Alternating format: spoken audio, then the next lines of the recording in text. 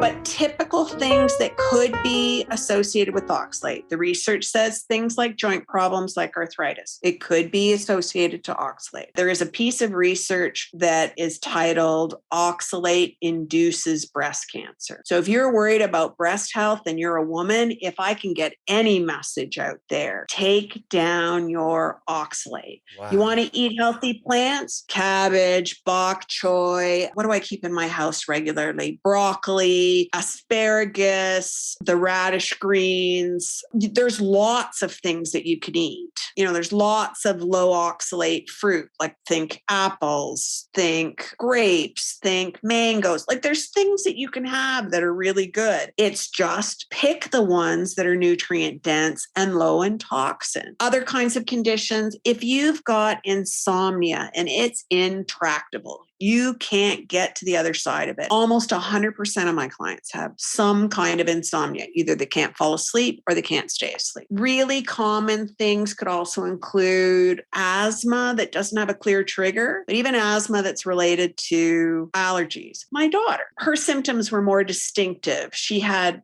interestingly enough, rashes that we couldn't control that seemed to come and go without a clear trigger. And she also had pain on urination as only a 3-year-old. And she had inflammation of tissues where we couldn't seem to get control of it. With her, she was just sore all over in her private parts.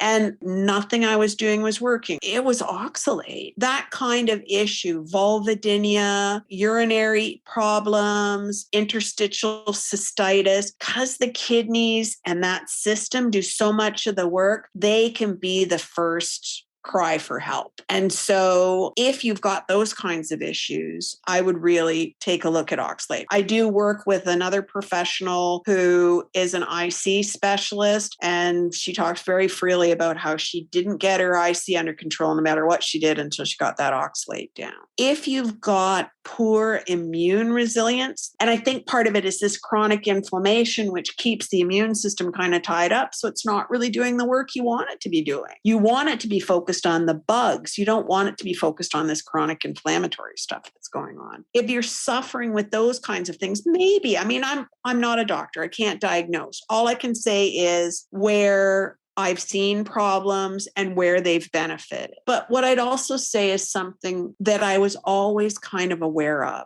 which is it felt like something was wrong and I knew something was wrong, but I couldn't find it.